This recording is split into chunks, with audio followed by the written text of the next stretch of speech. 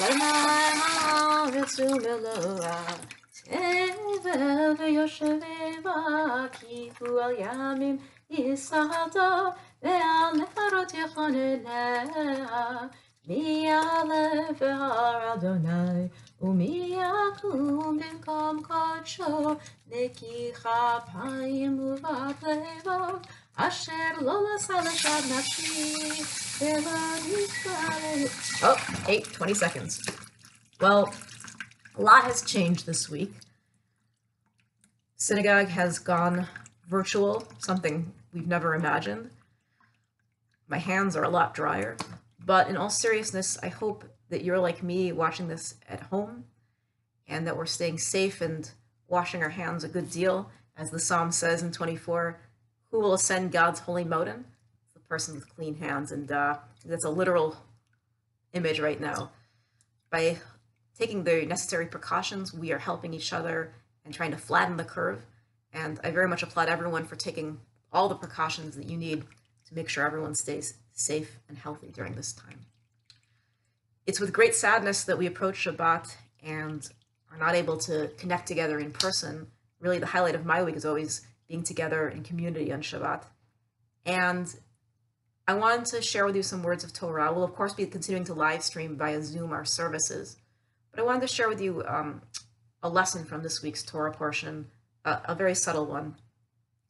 VaYakhel-Pekudei, our portion this week, is the end of the book of Shemot of Exodus.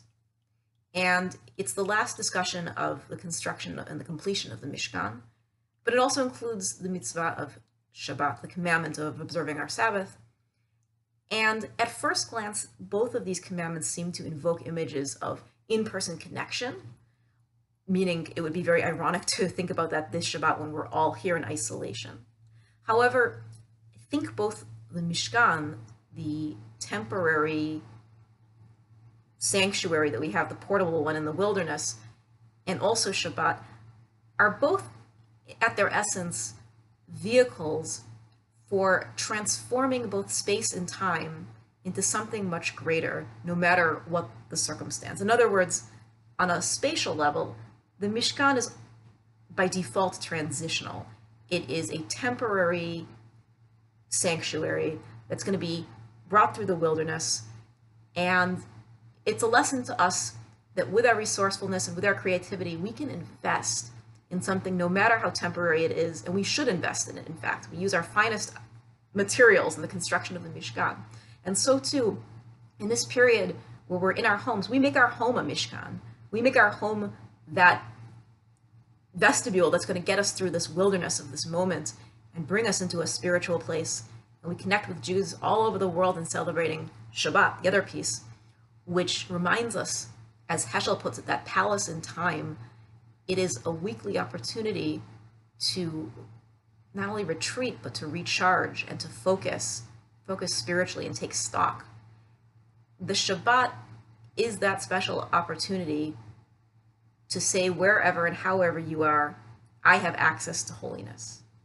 And so no one cancels Shabbat. Shabbat happens. Whether we're in a brick and mortar synagogue or whether we're in our homes praying together, Shabbat happens. And we're going to make Shabbat happen.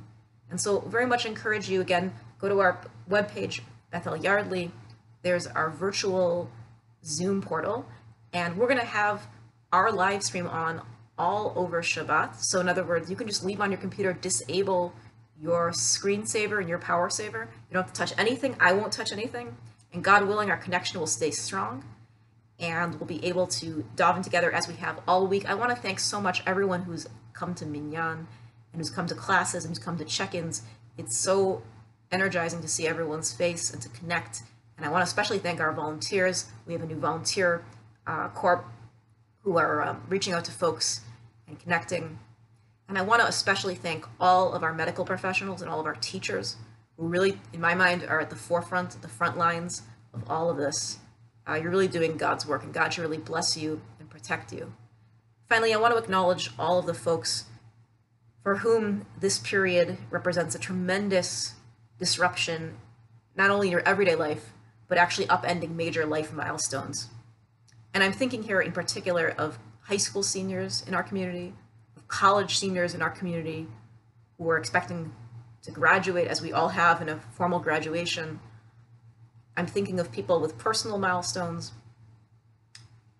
What I can say to you is this is an unusual time, and I admire your own strength and resilience, and hope that we can find the time after this is all over to celebrate in person in a tremendous way all together. And I want to wish every one of you a Shabbat Shalom, those of you in need of healing, a refuah shlema, and may we all be here to support each other as we continue to be a community, be a Bethel community. Shabbat Shalom, and take good care.